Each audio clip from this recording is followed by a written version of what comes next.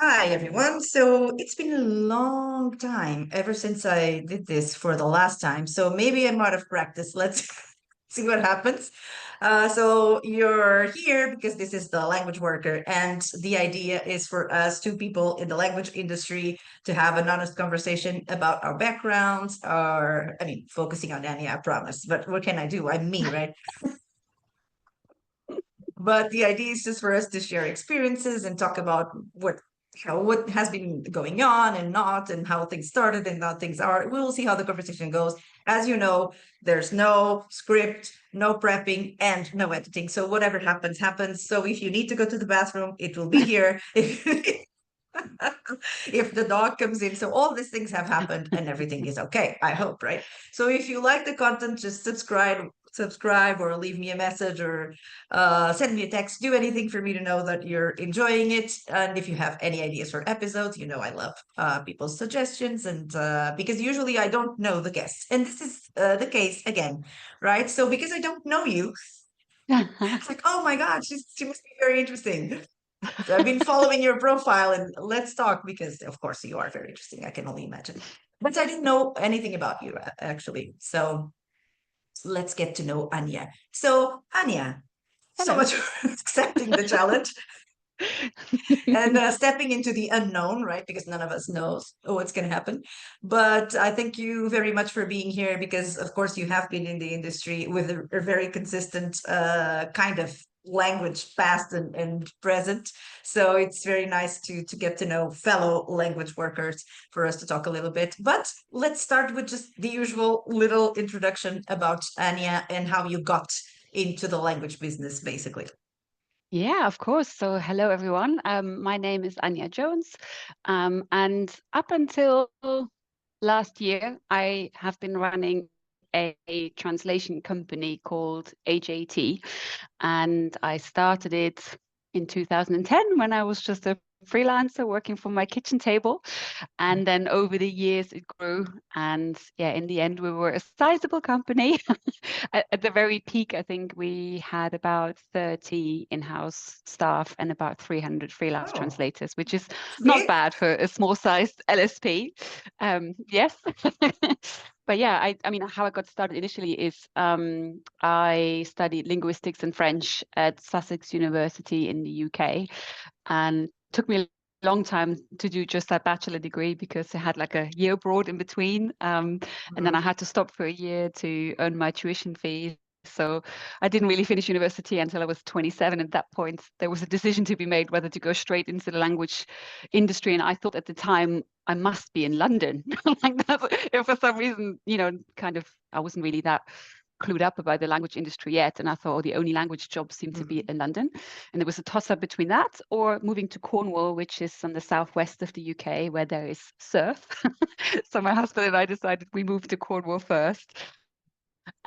Okay. And I worked in administration essentially for 3 years or so before I then thought, okay, I really need to get back to my language roots, and then yeah, got into translation, set up as a freelancer, and it sort of snowballed from there, really.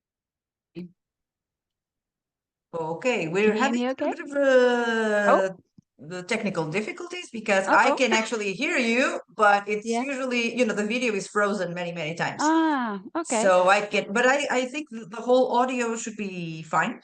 So now we Okay. can see you perfectly well, or I Okay, can see you good stuff. perfectly well.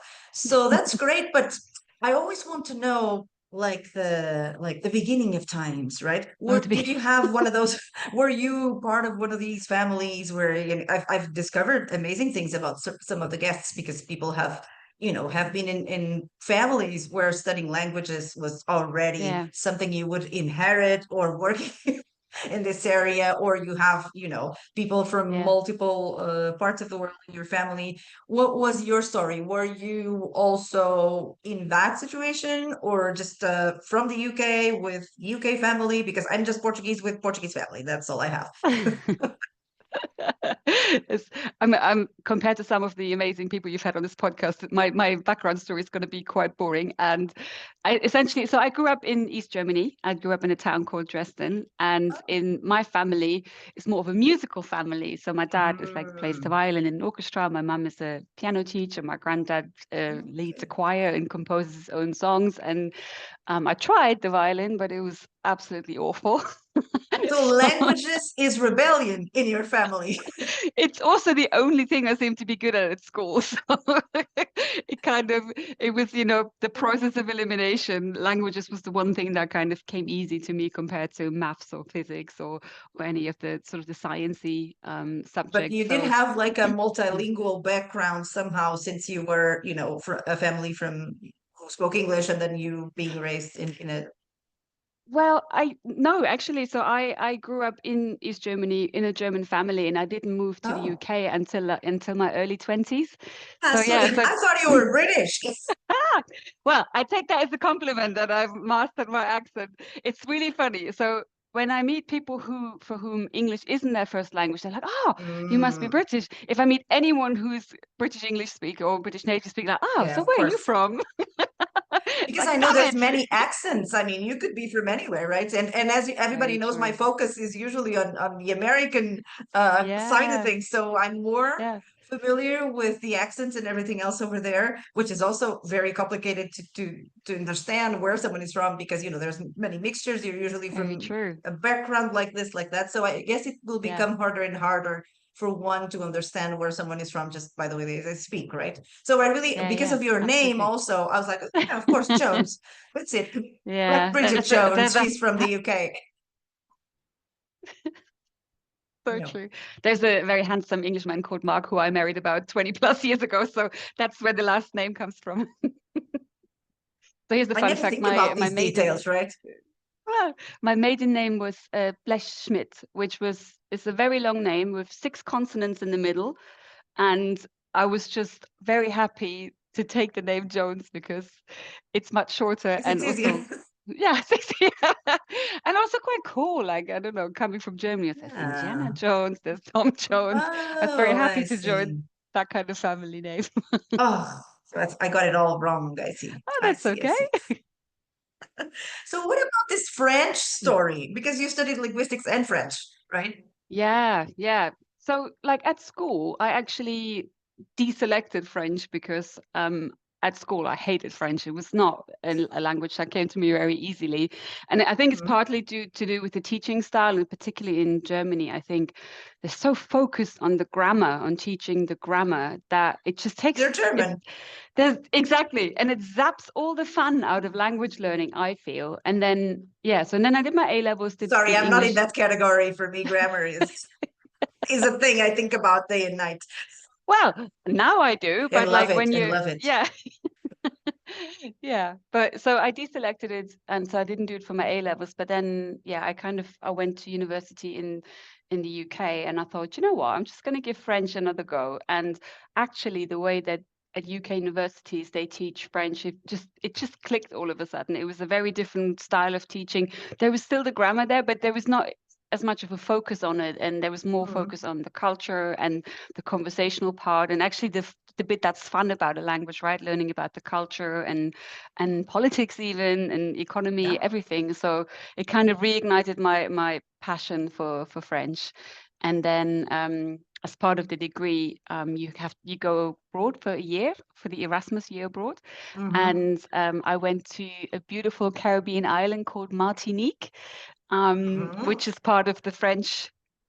Yeah, it's a French island, so that was really beautiful to go to university in the Caribbean for 9 months. Wow, I see. This is why you Yeah, have a whimsical approach to this whole French thing, right?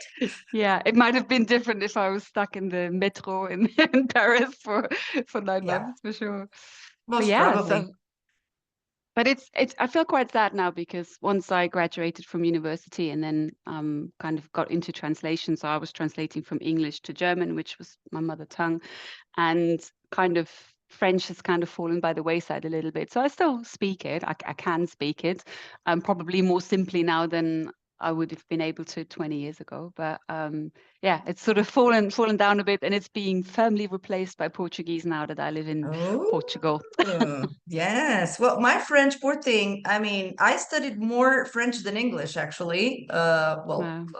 Or the same, basically. But then I study it because I've always known I wanted to go to linguistics and all of that stuff. And Mm, lexicology and lexicography, they're very strong in terms of French, obviously. So I thought I really had to do it.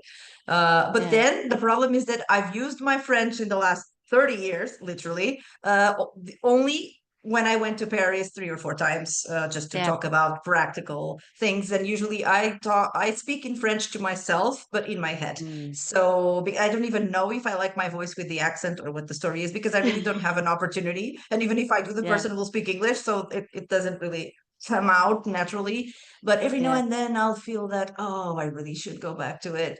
But I'm just so used to this, right? Yeah. Then Yeah. it Yeah. becomes a little bit complicated to go to it if there's no specific reason why you should go and grab I, it. I think that's the thing with language learning, isn't it? If you don't have the chance to practice, it's really hard to progress. And I even found that here. So I moved to Portugal 2021 full time. So I've been here 4 years, but for the majority of that time, I was still running the translation company, HAT. So at home, I speak English with my husband, Mark. At work, I was speaking English. And as you know what it's like when you run a translation company, there's not that much free time. And even when you have free And you live time, in the you Algarve, which is the same as living in England in terms of language. there is So, that. yes. There is that. So I didn't really have that many opportunities to improve my Portuguese, but currently I'm doing a course with the government. They offer like a free course for immigrants, the A1 and A2, like in language learning. So you Hmm. can do it for free, but it's 150 hours over 4 months, and yeah, I'm sort Mm. of just started with A2 now, and that kind of hearing it 3 times a week for 2.5 hours, speaking, listening to the teacher speaking in Portuguese only, that's been really, really good. Yeah, Hmm. it's kind of, So I I will feel not like, test your Portuguese on please camera, don't. but I will do it off camera. Yeah. Also, we're only just moving on to the first type of past tense. So, present tense mostly, Oh, a little bit wow. of past tense, but none of the irregular verbs yet. So be Okay, I kind. see. Okay, okay, I'll have that in mind. So, what happened between studying this, studying that, moving here, moving that, and actually deciding that going from freelancer to a company owner was the way Yeah. for you? I'm I always think it's, interested in this step that I'm yeah. going through right now, right? So, it's like, what happened? Yeah, absolutely. And I think for me, it was quite organic because so I set up as a freelancer and oh my God, I did this thing where I made up these postcards and sent them to all the local hotels in Cornwall offering website translation services from English to German and French. Mhm. That yielded almost zero results. Okay, I also registered. sounds about right. Right. I also registered on pros.com and got my Mhm. first paid translation work through there. And, and probably against the advice I would give new budding translators now, I undervalued my services and started at a very low rate just to get some feedback and get some star ratings and kind of build We my have to be profile careful through about that. the expression Um, low rate, right? well, for Low rates sure, are very different it's for all every very, person. very But we will subjective. talk about it in a little bit, I imagine. Absolutely. Yeah, absolutely. But yeah, so it was kind of, so I started with that, but then I did get some projects in straight away that weren't just for German, but for other languages. And at the time, a good Mm. friend of mine, Sarah, she had just had a baby and she said, I'm going to set up as a translator. She's like trilingual, so it was like a no-brainer for her to kind of tap into her language skills. And so immediately I had like another buddy with me there, and she was doing the French, I was doing the German, and then more projects came in. And then so for I think almost 4 years, we essentially, it was just the two of us Mhm. working. She was a freelance essentially, so I would pay her for her time, but we were Mm. kind of building this together and working on projects together. We were both translating and proofreading in our mother tongues, as well as project managing a small amount of people around us. So Mhm. and we did that for a good 4 years. And then in 2014, I then made the the step to actually have a first employee, because we had so much regular German translation work coming in that I was like, okay, actually I could employ someone and it would be relatively Wow. low risk. And so that was the Mhm. kind of and once you've got the first employee, I feel like then it's like once you've gone through the process once and you understand what it feels like and what kind of the pros and cons are and the challenges and the opportunities, then I think it makes it Mhm. easier to open the door for getting more people on board. But it's definitely, it took me a while. And I actually, back in the day, this is before Brexit, there was quite a lot of European Mhm. Union funding in Cornwall, because Cornwall actually was one of the poorest counties in the UK. Ah. Because yeah, there was just there it used to be lots heavy on mining, and Ah. then there was like Mhm. lots of tourism, but that was the only thing. And so there was quite a lot of funding, and so there were organizations out there that were supporting startup businesses and giving business mentoring, which is so helpful when you're a solopreneur, especially to kind of have Yes. someone else, So I still really hold those people very close to my heart. There was Greg, who helped me with the financial forecast, and Karen, who's basically in marketing, and then there was Sarah, and she talked to me about, well, is it time now to actually take someone on? Should you be doing that so you can work on the business rather than in the business? And those people have been instrumental in kind of helping to push me in Wow. the right direction and help me overcome some of those fears that you naturally have as a solopreneur, right? Because all of a Hmm. sudden you're not just looking after yourself, but then you're also looking Which is after already hard enough, everyone right? else. Indeed. Yeah. So it's definitely Wow. not like it came organically in the sense that there was enough work there to support that, but also it's a Mhm. mindset thing with solopreneur to go from solopreneur to, actually employing people. But Yeah, wow. Sounds yeah. adventurous, let's say. So, did you change well, your business approach Mm. changed a lot when you became, let's say, a company, right? Or did you simply kept the ball rolling and things were organically the same? Or was there a moment with all the mentoring and all the people that you had around you to give you some advice?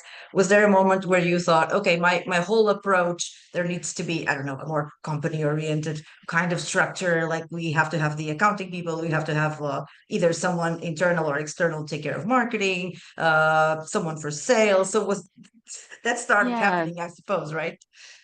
Yeah, it did. And initially, I had someone who I was outsourcing just a little bit of accounting work to.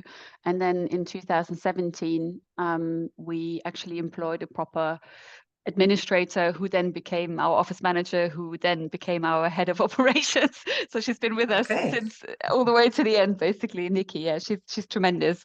But so Mhm. that was really important actually to also, because I'm not a numbers person. I'm not actually a big lover of, accounting software, et cetera, et cetera. I understand it, I can do it, but I don't love it. So actually handing that over to someone who's much better at it, much more organized and on the ball, is actually a huge relief. So that's definitely, if there's anyone like thinking about, okay, what can I let go of? Let go of the stuff you don't like, Yes, you of know. course. That's the whole idea.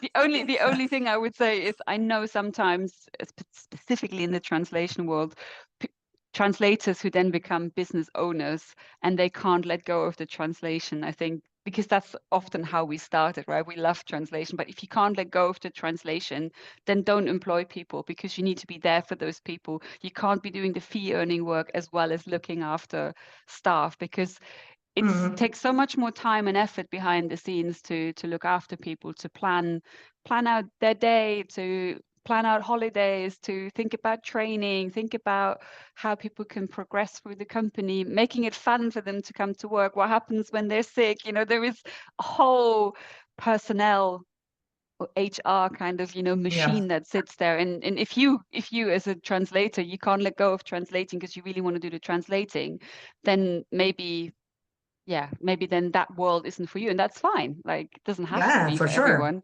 Oh, yeah. I know a um lot of people who decided never to expand, and they could have for many reasons, but they decided to just keep things the way that they were. And they were, obviously continuing their training, their CPD, all of that. But they just yeah, decided that yeah, this is what they wanted to do. And that's beautiful. I mean, because like I always say, no matter who you are and what you do, the most important thing is actually that you understand what you yourself want and need. Because if you're going to Yeah. go with the Joneses, right, with the trends,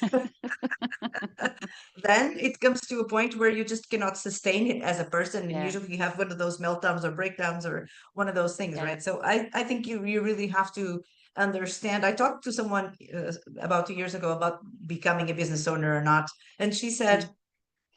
I would say the most important thing is to actually check your energy levels. She I said love that. it was not your business sense, it was not your knowledge, it's your level of Mm. energy, the way that you can actually sustain something that doesn't happen overnight or keep going without seeing Yeah. any results and just keeping your life moving, your life force really, and not just Mm. focusing on that as the ultimate goal. So to have the energy to build that around you, that aura that will protect you from those difficult moments that you will face. She said, I would say this is the thing that you need the most. So I guess you Yeah. also think that that's a bit I the uh, case. I definitely think that's true. And also I do think there is something to think about whether you want to be a people manager, because it's very different from managing projects to managing people. It's Right. they're complementary skills, but they're not the same. So and all of a sudden we're talking about the kind of soft skills that are sometimes really uncomfortable to learn, and sometimes you learn by making mistakes. And I definitely wouldn't say I'm perfect at this stuff, but it's a learning curve, and it's whether you want to go on that curve and having to give difficult feedback to people, or and stuff that's not objective necessarily, and having to check yourself about whether what you're feeling is okay, or whether maybe you need to check yourself before you give someone feedback. And it's quite a lot of psychological stuff that goes on with becoming a people Oh, manager, exactly. that links to self-awareness and kind of being able to read other people, interpret what they're saying. And yeah, it's definitely a question to ask yourself if you're ready for that, and if that's something you want, even because I know Mm. some people are like, no, no way. Just give me my project and this is Yeah, it, exactly. right? And that's great. Yeah. But that's your case because you actually ended up having, let's say, a pretty big company, right? Especially for the industry standard. So let's call it that, right? Yeah, Of course, absolutely. if you look at and of course you have looked at all of the information that we have with NIMSY and all those companies, the Mm-mm. reports show you that the vast majority of translation. This is the old school way of calling it, right? Translation companies or Yeah, translation yeah, yeah. business. Apparently, I've been around in public places, and they say things like you should avoid words like translation and language, but Yeah, yeah, I'm not there. Sorry, and I don't know if I ever will. I will give up on the word translation.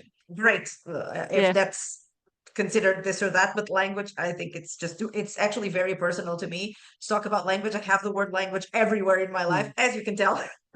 Yeah, absolutely.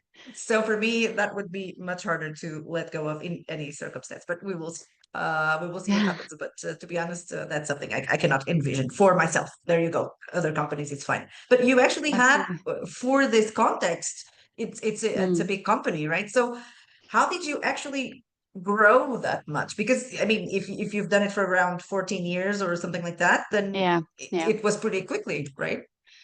Yes, and for full disclosure, we did have one client that made up quite a lot of our turnover. And Mhm. this is not advice I would give to anyone, because the advice is don't ever let one client get bigger than 25% of your overall turnover. We know this, Or a but freelancer or anyone, right? You should not allow exactly. that to happen. This is the theory. Exactly. This is the theory. And sometimes you have to weigh up the pros and cons and weigh up where you see growth and you see opportunities. And so for us, so our biggest client was, I can say this is fine. It's Anything you SmartLink. want. So SmartLink, which is Mm. for those of you who don't know, they are essentially a language technology company. That's how they started. So they were a startup in 2009, and I joined them as a freelance translator in 2010. And I was one of their first translators from English to German. And it Cool. just for the fun of it, because you've been around for a really long time. When I set up as a freelance translator, so we're talking 2010, I was looking at the Mhm. tools that were out there, and I looked it up online. I was like, oh, Trados seems to be like a favorite. And I looked at Trados and I was like, there is no way in hell I'm going to be using this interface in my day-to-day life Mm. to translate. Like, I'm sorry, but back Same. in the Don't tell day, it anyone. looked like a PC.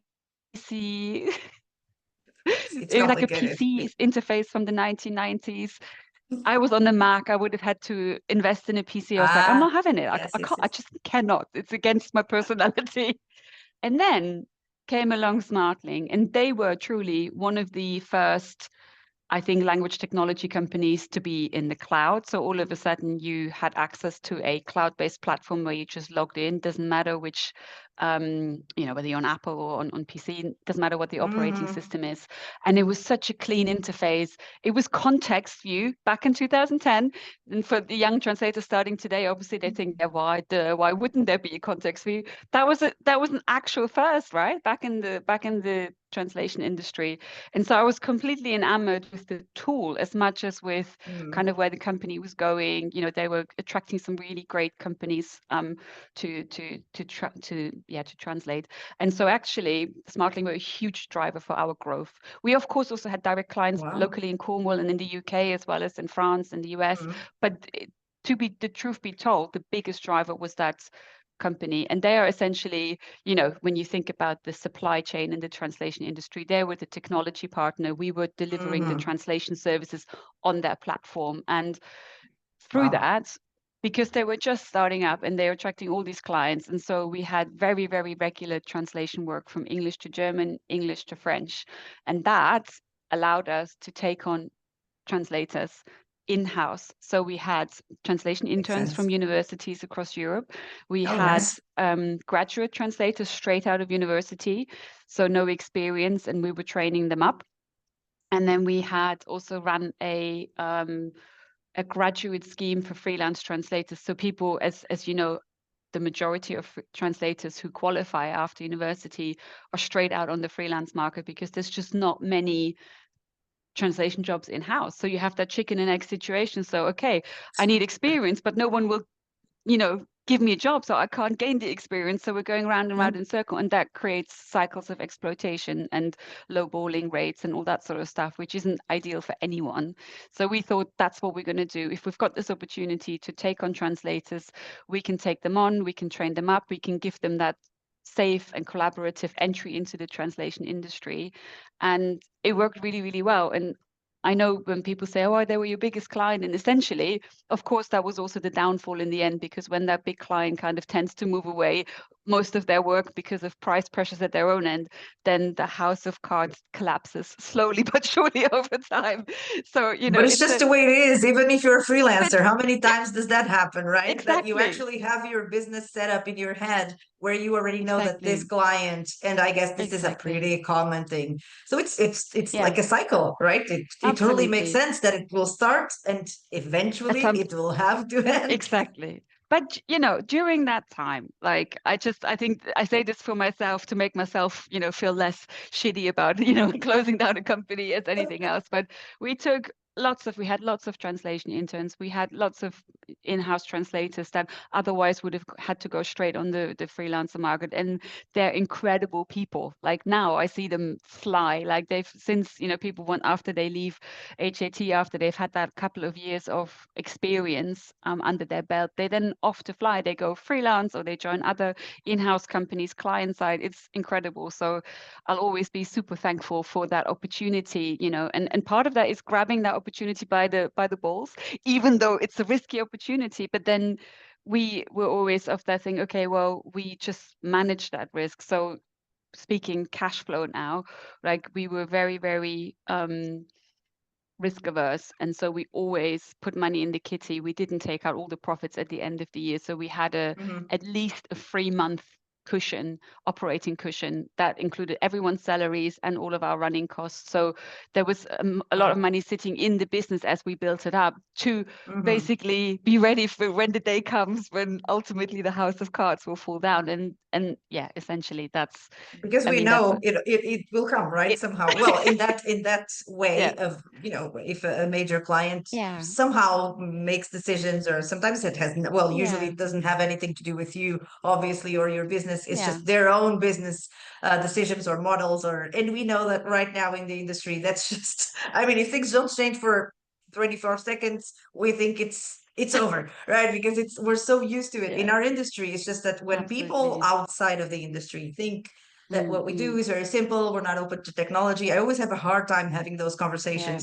Even people in the industry who say that people on the side of the ones who do the work, so as I call them, the language workers, Yeah. don't are not or are technology averse, or they don't want to evolve, they don't want to learn, they don't want to change. Well, Mm. I think we have done nothing but to adapt and to change on a daily basis. And this is the way it is, Absolutely. because usually, Yeah. well, my main vertical has always been IT and software and things like that. So it's like Mm. most people don't even dream that something exists, and we're already dealing with it from multiple Yeah. perspectives. I mean, and your clients are implementing technology left and right, right? So, but I Yeah. forgot to ask Yeah. this thing that I always want to know, because I'm very interested in this part of the business. So, was Mm. there a specific vertical that you guys specialize in? Were you more of a generalist company? Did you have a main focus? Was it language group oriented? Were you figs, Yeah. I suppose, Yeah, oriented? things. Yeah, we specialized in European languages, and marketing was a big part of what we did. We did also have some other projects, but marketing was the bread and butter work for us, really, which is the fun part. Because that's where you're allowed to be that little bit more creative and really tap into the cultural adaptation work, rather than For me, sometimes the just fun part is terminology. I'm sorry. a girl love what a girl loves. What are you gonna do? I'm boring like that. Yeah. But yeah, so that was kind of what we focused on, and it was good fun. But coming to how technology is changing, but obviously this is also a part that's been the most frustrating for us, as we saw the creative marketing translations kind of being passed through AI and or MTPE workflows, and it just zaps all of that creative spark out of the translators, because once you've seen an existing translation already, you can't unsee it, and it sends you down that horrible path. And if you actually do take the time to unthink it and unpick it and make sure it's really great, you basically working for no money at all, because it's taking that extra time to unpick it and make it right. So yeah, Hmm. it's one of those things. It's probably contributed also to essentially us shutting down, is that so much of the two-step human translation plus copy editor, those workflow steps have been reduced to one step of just an editor overlooking the machine translation, and that takes away a lot of the work, right? But it also takes away a lot of the fun. And so yeah. I see now. So you're This may be controversial for someone, that's like for some people who are into technology, but I I'm here for the I would debate. say yes, of course, but I'd say that's a mainstream approach. I mean, most people feel that way, right? And I guess it depends Mm. on so many things. I always say thinking about what is one thing. Who you are in it's a whole other thing, right? It's just Yeah, it comes back to the whole idea of understanding your background, why you do it, how you did it, and through what, yeah, right? For me, to be absolutely. honest, the first time I had a machine translation post editing job, it was 2007. Okay, when they were still experimenting. So for Yeah, me, yeah, that's kind of a super, you know, yeah, normal thing, but it also depends on everything that has to do with the way you build your career, of your course. kind of goals, your type of person. If you're a more creative person, then it's totally different than for me. I don't consider Mm. myself creative at all, right? So I'm I like boring, repetitive kinds of jobs. I do grammar related and lists of words and things like that. So that's, Yeah, that's me. I'm super yeah, boring. So I kind of have a bit of a machine side to myself. I guess that's why then I have to do so many different things, because I like a lot of expansion, but at the same time, when it comes to work, there's something there that is a little bit more mathematical than a lot of the yeah. people that I know. So maybe that's what balance things out. But Maybe I that's why you have understand. I totally the get it. yeah. terminology, crystals, terminology, crystals makes the perfect balance Exactly. overall, right? It just sounds very strange, but for me, yes, it's true that somehow there's a line that connects all my dots and makes it Mm, all happen somehow in parallel, right? But it's true that I understand that, of course, it was very disruptive hmm. to the industry as a whole, obviously, right? I'm not blind to that, obviously, cannot deny it.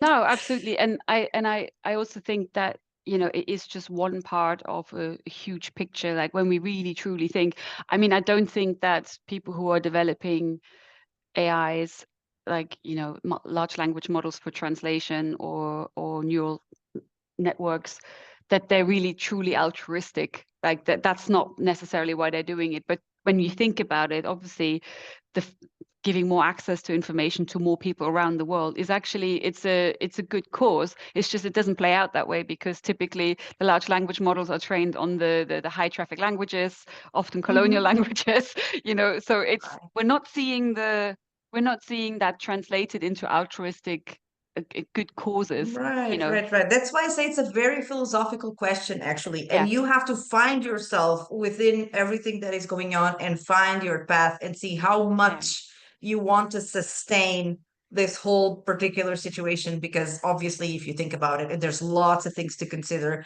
such as I've mm, read articles about all sorts of, well, not only the super high water consumption, also the fact that there are a lot of people in the less developed countries or underdeveloped countries where they actually almost are treated, I've read this, like slaves because they need to produce so much content or they need to, to do so much to mm, help the machine or to teach the machine. So it is very controversial, and that's yeah, why yeah, you have to know about it. I mean, there's no way around it. The more you know about it, the more you know what to do with it, if you want to do anything with it, right? yeah, Or if you just use it for fun or something definitely. like that, then you have to understand where you fit into this new thing that's been created for us, right? So we have to kind of Yeah, try to still find our path like before, but now knowing that somehow the more information we have about all this, the better decisions we can make, just like anything else. So I do understand that. And how did you, I mm. mean, with all this all of this happening, you moving or going back and forth a little bit, Portugal, UK, and all of that. So, how did you come to the conclusion that that was the right moment to actually, as they say these days, pivot? Right. So this is what we have to do to say. We cannot say or decided to close it or quit or whatever. You have to say to pivot, right? Yeah, yeah. Essentially, just for a little bit of context, so before COVID, before 2020, we had an office in Newquay, which is a wonderful seaside town in Cornwall. So we were 10 minutes from the beach. Lovely. 14 desks. So our maximum was 14 people that we could employ at any one time. And Mhm. I think it was a good number. It was actually very good number. And then COVID hit. And so everyone was working from home. And at the same time, there was a lot of content being created that then needed to be localized. So we saw a huge surge in translation requests and demand. Mhm. And it basically led us to double our in-house team from 14 to 30 over the space of 1 year. So Wow, because that is now all of a amazing. sudden we could also made the decision, well, everyone's working from home anyway, so we might as well, reach further out because Newquay, Cornwall is it's the end of the UK, so not a lot of talent sits there waiting for you to offer them a job. So actually going spreading further out was really good, and we also started creating contracts to employ like freelance contracts that we call in-house remote. So contracting Mhm. freelancers, but for a certain number of hours per week rather than on a Yep, per yep. word basis. So they Mhm. acted like in-house. They were like in-house team, but they were physically based in Austria or France or Germany, etc. And so we built. We went from 14 to 31, I think it was, in the Wow. space of a year. And we managed it. It wasn't always pretty because there was a bit more churn during that time because it was very stressful environment, especially for the project managers as well. And managing the growth and the workload is quite tricky. But then it kind of came crushing down very quickly after COVID. And so all of a sudden we saw ourselves with a lot of loss of that work, which was a mixture of things, right? It was people were going back outside. There was not being quite as much content created. There was price pressures. All of a sudden there's a Yes. CEO change with our biggest client. And then all of a sudden, no more agencies. We just want to work with freelancers. And there's like excuse my language, the perfect shitstorm. So, I believe you you. know, and it's a horrible situation to be in anyway, because we actually really loved our team and we loved our freelancers. We were probably one of the only translation company to have a Slack channel, an open Slack channel for all of our translators, where everyone could paste It is everything. rare. I keep talking about it. It's very rare. And I loved it. And literally, people could have a moan about a client and we wouldn't go in there like, shooting people down. It's like, yeah, we hear you, just let it out. We know we can't always change the situation, but we're here for each other. We can listen. And so we had for me anyway, I felt we had a beautiful community. So it was really annoying that the work just wasn't there to match, the size of the team that we were. So we kind of had to go through a couple of rounds of redundancies over a couple of years, reduce the team down a little bit. And by the end, I think we were about 12 people. And then there was that point, it's like where financially, like when you were looking at the balance sheet, it just wasn't adding up anymore.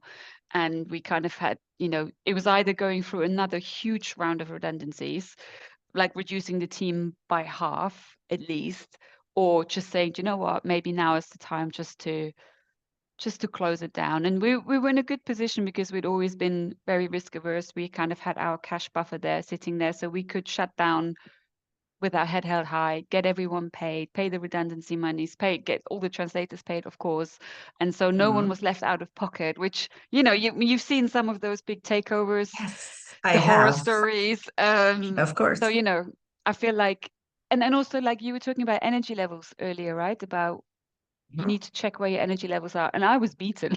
I will Yeah. be honest with you, after 2 years of going through that and hustling, I was like, even if I did restructure, I don't think I would have had the heart to have another restructure. But even if we did, I was like, I'm not sure. Like, it feels like maybe now is the time after 14 years. So it was the And end of a cycle, and you I decided to think just so. accept it, Yeah. right? And also just coming back briefly to, what you mentioned about large language models and I have a huge struggle with that. I did the Oxford Artificial Intelligence program, which is like a 6-week program where they really do a deep dive into artificial intelligence in general, and then also Mm. large language models and how they work. And in the end, it only really confirmed what I already knew, is that I have some huge ethical issues with how the models were trained. And you see this playing out in courts all over the world right now. Disney, I think, Mhm. has just taken, what's it called? Mine something. Um, an image generation engine. Mm. They've taken them to court over copyright issues. The New York Times sued OpenAI. There's all these things going on around the world as regulators trying to get to grips with copyright issues. So there's ethical issues, but then there's also the environmental issues, like you say, with water consumption and all that stuff. So I was already in a place where I feel like, oh no, I know it's adopt or die, but also I really don't want to do it because I don't believe in the technology as it exists today. And I Mhm. love technology. I love tech. Like, I'm really into tech, but like not at the expense of my values. So it felt like, okay, maybe this is a moment just to close it down, take a step back and reevaluate and see where we go next. But yeah, in its current form, it wouldn't have been sustainable to keep the company running. One of Mhm. those. Yes, I totally admire you for doing that, because I mean, sometimes people just, because they don't want to admit that something came to an end Yeah, in all domains of life, they just keep on going, true, true. beating ourselves up, and it's not Yeah, worth it.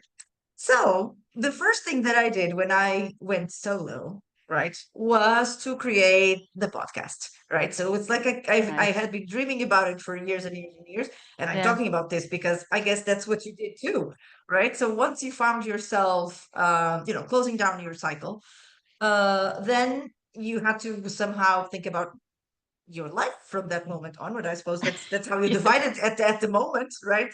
There and now company and no company. yeah. So was the podcast something you have been thinking about for a long time, or because I had been thinking about it since 2014. So, but I had no idea technically how to go around it, right? Yeah, So that's one of the good things that has happened in the last 4 or 5 years, is that technology is yeah, so much more accessible to you. And I don't use any particular tools for this. This is just yeah, Zoom, and then I upload it to either the both the podcast platform, and Yeah. YouTube. So this is it, right? There's no editing. You Nice. create the cover is basically all. Yeah. Someone created my logos for me. Yes, I'm premiering my logos today in the podcast. And Beautiful. that's that, right? So there's no technology behind it really. Yeah. But how did Yeah. you actually come to create it? Yeah. So I set up a Substack called Humane Language. So Substack is a platform where you can create blog articles. You can also do podcast episodes on it. It's kind of a platform that you can do a live as well. But essentially, I was trying to build a little bit. Well, I wanted to kind of geek out about language and just write about stuff that I'm really interested in that's not necessarily translation. So, talking Mm-hmm. language, linguistics, Yeah. communication, rather than narrowly focusing on translation. And Substack is just a beautiful outlet for that. So I can, read lots of research Hmm. about a particular topic and then write an article about it. And then I'd been speaking to a couple of uh, people that I've met professionally then who became friends about doing a podcast together. And because everyone was busy, it never really happened. And then I saw that Substack, oh, you can actually record a podcast really easily. Great. So I invited both of them to my podcast.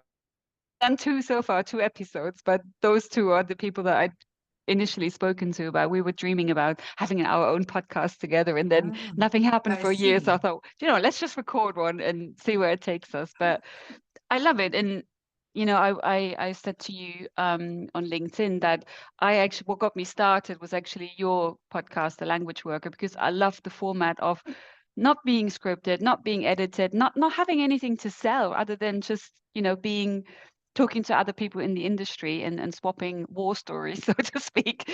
So it gave me the permission to not having to be perfect and just get started. What I've had commercial projects being talked about on the podcast, but the advantage that I have is that I just invited them, that's it. But Yeah. they were selling something, but yeah, it's true that it's very free like that, so I don't mind doing that. That's not a problem for me at all. And I think anything that will somehow inspire or help or whatever the community, then it's something worth Mm, talking about for me, so it doesn't nice. really matter. So I thought you having I love the name that you chose. That I told you, right, my big notes, I showed her notes, it only has one sentence, which is the name of the podcast. So because you used it with the I, extra I or not, right? So it becomes either Yeah. human language or humane Yes. language. And the funny thing is that obviously for us Romance languages, we have the two words for language, right? Lingua e linguagem. And in English, Uh, it makes things a little bit yes. different because you actually don't have to pick, right? And sometimes we're talking about one and not the other because they're very Absolutely. different, but it's very interesting. So it got me thinking about that, right? So I thought it was really interesting that you put it like that. So it gives it a twist, not necessarily in that sense, but in the human part and humane part. So instead of the Yeah. focus on the language part, more on the human part. So that was cool. So what was your inspiration for that? Yeah. Is it because you just want to talk to people in a humane way?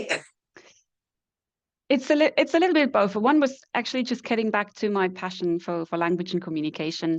As you know, you start out as a freelance translator, then you build a No, business, no, and I I haven't didn't. I didn't. I translated, didn't. I didn't. No, it's not like that. But I'll tell you It's how not it like is. that. But I stopped translating probably in 2013 because then I was managing, right? So Mhm. I was like, I want to get back to my language roots. And then I haven't actually translated for a good 10 years. So I felt like I But just wanted there's to get lots you back to can the do in actual, language, right? That has nothing to do with for sure. translation. Well, not directly to do with translation. Exactly. Exactly. And so it kind of got me thinking because I keep coming back to language and communication because I feel like it's not the only thing that I'm good at, but it's what I'm drawn to naturally. Mhm. So I kind of wanted to just explore that side without a commercial, you know, kind of backstory to it or kind of a need for it, but just for the pure joy of it. And then I was also thinking, okay, well, I feel like I'm really unemployable right now because when you've been a managing director, you essentially become this generalist, right? So you do a little bit of everything. You're not necessarily a master of anything. So when you then try and go into roles that are more specific, for example, to writing or communication, Mhm. it can be a little bit hard to show people what you can do without actually having some kind of portfolio. So I thought, maybe I'll just get started with this human language Substack and publish a few articles, maybe record a few podcasts and just show show the world what I can do. So as and when I need to step back into the world of work, then I'm not left with nothing, because obviously when the company shut down, the website went. So all of that writing that was there is no longer visible. So I can't You really are use now a it. solopreneur. Well, there you go. Back to where I started. Because that's the beauty of it. We come back to it. I've been solo before, right? But my background was not being a freelance translator and then becoming something else. That was not how it happened. I actually started as a researcher at an institute of the university in terminology. So that's how it Wow. started. And Yeah. then I actually went to work for 2 years in the music business as what you can call an interpreter. One day I'll explain what that means in that sense. And then I actually went to the States thinking that I was going to work with artists. And that's Yeah. when I became a full-blown independent language consultant. And of course, Ah, everybody knows I talk about it all the time. My first big client was Apple, and I worked on site wow. on their headquarters. So that really, well, kind of made everything else possible, obviously. Yeah. And then the thing is that I've worked for many LSPs. I've worked for Transperfect. I've worked for Accolade. I've done all sorts of Mm, things: vendor management, project management, terminologist. I've done all these things. But the truth is that I've always done independent work, right? But I'm just not a mm. translator as such. Right. So I Yeah. do, Okay. that's why I call myself a language worker, because I don't do Yeah. necessarily translation, but translation might be a part of the job or the task Yeah. or the Yeah. project. But I don't really have a focus like that, because I'm Yeah. usually in the position of a language lead more so Yeah. than necessarily someone who does a specific task. So that's Yeah. where I find myself. So this is how it's been going. It's like I go back and forth to doing, for example, Yeah. consultancy now on talent management. I'm actually running a course on talent management at the moment. Oh, very So cool. I go back and forth without Yeah. ever leaving any of my what might sound like loose ends behind, because Yeah. they're never loose ends, because I'm always going back to them again and again with new approaches and more knowledge. So I think this is Yeah. exactly the route that you're going to go into from now on, because you Yeah. have so much knowledge and because you've done Yeah. different things, you're so ready, I'm sure, for amazing things that you cannot even pinpoint right now, because you're still, of course, Yeah. you're still rediscovering yourself, I suppose, right? Yeah. I suppose so. I did have a good call with an NGO last week, I think it was, for a potential kind of a part-time role in as a Hmm. communications officer, which really Wow. excites me because it's a cool Sounds NGO that does. fancy. I know it's in the healthcare sector, but they do Uh-huh. really cool stuff, and just to use use my skills and then use it to do Exactly. something good. Yeah, that'd be my absolute dream. So I'm So hoping to this do a is little bit more exactly of what's that. going to happen. You'll see. You're just going to go back to all of the things you've done. Like I say to younger people, don't worry about any job that you do. Each job that you do will prepare you for any Yeah, job that you will do. true, Right. So true. you just don't know when these loose ends will meet each other again, and you will Mm, be mm, so much more prepared than someone who's always, well, of course, they are specialists in something, obviously, because I also yeah, consider myself, if I focus on something, is maybe um software localization, but the truth is, and terminology, obviously, but the truth is that yeah, I love doing lots of different things, and I like clients who believe that my skills are the skills that they want for someone who can solve problems for yeah, them, language problems, right? So that's the idea, and I'm sure that this is going to go the same way for you, because that's just how it yeah, is. We come to a moment where we know so much yeah. that it's almost like other people recognize things in us that we don't know yet, and it's been there but we don't realize, or something like that. So it's a really interesting moment to just finish something, start Yeah. something. And since you started also a podcast just like me, it was the first thing I did was to start a podcast. So hopefully, you Okay, will good things to see come.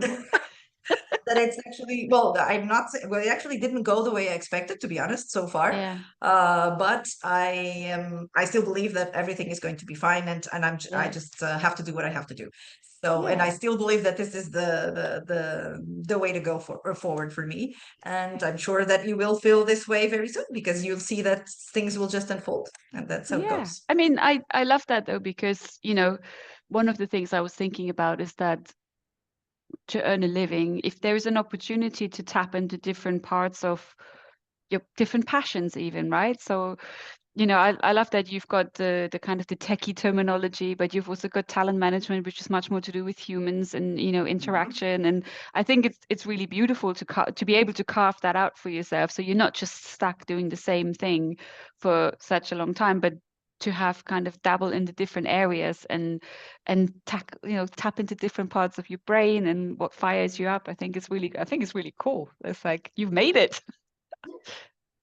Well, it's a journey, and it never ends, and it will change, and you will fall and you will rise. I already know that. I've been here long enough to know that. So thank you so much. It was amazing to meet you live, right? Like this is also the first time. Likewise. Yes, we exchanged just a few messages, and I say a few, and it's true. But I think it's very interesting to understand people's backgrounds and how things unfolded for them, because it's great examples for people to come, people who are already here. And this is the way we evolve, is by communicating, really. To be honest, I believe that this should be the way forward for every single problem that we have. We should be ready for that. We have evolved intellectually so much, we should be able to solve everything with our mouths. This is what I think. So Beautiful way to finish. thank you so much for this, Thank and you, I'll be Rita. following you and knowing about your projects and everything else. So thank you so much for being here, and I'll see you very soon. Thank you so much for having me, Rita. It's been a pleasure speaking with you. And also, we were very fortunate, because now in the last 10 minutes, it's when your Yes. video stabilized. Oh, very good. Because basically I was not able to see you the whole Oh the no. whole let's call it session, right? The whole episode. But anyway, so now we Yeah. see you. It might just Thank you be so audio much. then.